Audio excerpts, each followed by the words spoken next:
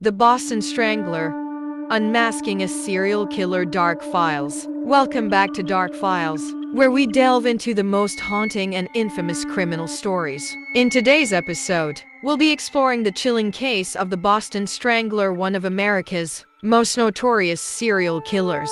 Between 1962 and 1964, the city of Boston was gripped by fear as a string of brutal murders shocked the community. 13 women were found strangled in their homes, each with signs of sexual assault, and all in eerily similar circumstances. At the center of it all, Albert DeSalvo, a man who confessed to the crimes but was never convicted, became the prime suspect in one of the most controversial serial killer cases in history. But was he truly the Boston Strangler? Or was an innocent man forced to take the fall for a string of gruesome killings? Today, we will uncover the details of these murders, the investigation that followed, and the unanswered questions that still linger. Get ready for a deep dive into the mystery behind the Boston Strangler. The first known victim of the Boston Strangler was Anna Sleezers, a 55-year-old woman found dead in her apartment in June 1962. She had been strangled, and there were signs of forced entry into her home. At the time, police believed it to be an isolated incident, but the subsequent murders would suggest otherwise. Over the next 2 years, the city of Boston would be haunted by a series of similar killings, with each victim being strangled in her own home. These women were often elderly or living alone, making them vulnerable targets. The murders took place in different neighborhoods, but they all had one thing in common. The killer would strangle the women, often using items from their homes, such as stockings or belts, to suffocate them. Many of the victims had been sexually assaulted, and in some cases, there were signs that the killer had spent time in the victim's home before taking their life. The local police were completely baffled, as there seemed to be no connection between the victims beyond the method of murder. The killings seemed random, and the police struggled to find a pattern that could lead them to a suspect. Little did they know, these murders would become the work of one of the most infamous serial killers in American history. As the months passed and more women fell victim to the Boston Strangler, the city of Boston grew more and more fearful. Local newspapers ran stories on the escalating killings, and the public's anxiety reached a boiling point. Many women began to take precautions, locking their doors, installing security systems, and even refusing to go out alone. The police, however, were running out of leads. Despite the increasing body count, no clear evidence linked the victims, and there were no witnesses. Then, in 1964, something strange happened. The killer seemed to stop. For nearly 6 months, there were no more murders. The police, at the time, believed they had either captured the killer or that he had simply disappeared. But the respite was short-lived. In 1964, the killings began again, just as suddenly as they had stopped. This time, it was Mary Sullivan, a 19-year-old woman, who was found dead in her apartment. Her murder was the last known killing attributed to the Boston Strangler. By now, the city was on edge, and the police were under immense pressure to solve the case. The investigation and arrest of Albert DeSalvo. In 1964, a man named Albert DeSalvo came into the picture. DeSalvo was a 36-year-old man who had been arrested for attempted rape and other crimes.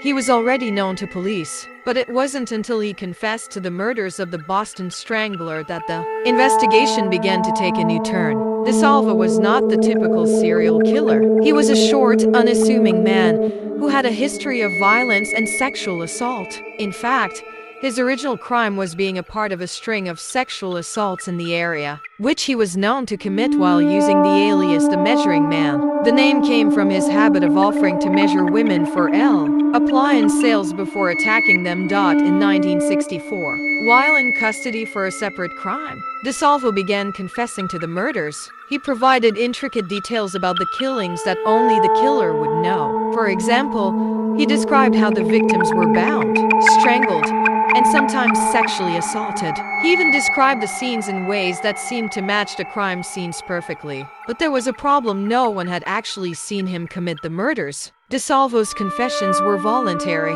but there was no physical evidence linking him to the crimes.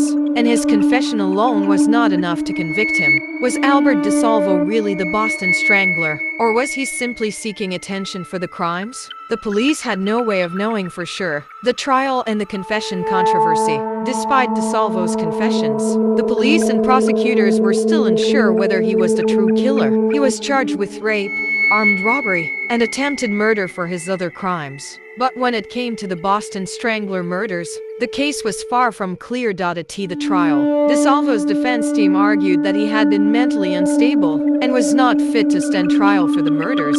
Meanwhile, many experts suggested that DeSalvo's confession was nothing more than an attempt to gain attention or take credit for a crime he didn't commit. Some even believed he was coerced into confessing to the crimes. The case took a bizarre twist when the FBI and other investigators suggested that multiple killers could have been involved in the Boston Strangler case. Could DeSalvo have been the lone killer, or were there other perpetrators responsible for these heinous acts? At the trial, DeSalvo's defense team argued that he had been mentally unstable and was not fit to stand trial for the murders. Meanwhile, many experts suggested that DeSalvo's confession was nothing more than an attempt to gain attention or take credit for a crime he didn't commit. Some even believed he was coerced into confessing to the crimes. The case took a bizarre twist when the FBI and other investigators suggested that multiple killers could have been involved in the Boston Strangler case. Could DeSalvo have been the lone killer, or were there other perpetrators responsible for these heinous acts? DeSalvo was never convicted of the Boston Strangler murders, but he did serve time for his other crimes. He was eventually stabbed to death in prison in 1973. Many people still question whether DeSalvo was truly the killer or simply an unfortunate man who got caught up in one of the most high-profile cases of the 20th century. The mystery continues. Was Albert DeSalvo the Boston Strangler? The question still remains,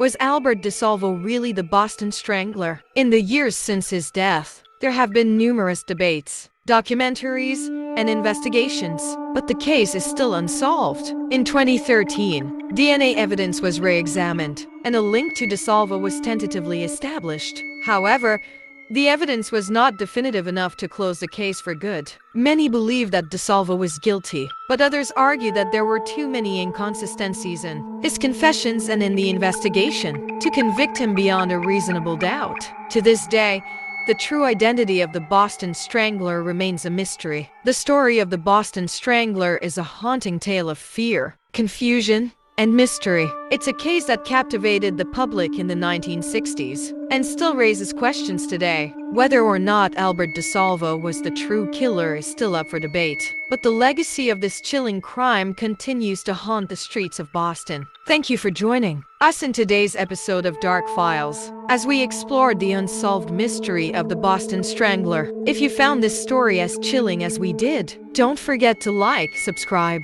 and hit the notification bell for more true crime stories that will keep you up at night. Until next time, stay safe, stay curious, and keep your eyes open. You never know when the darkness might come for you.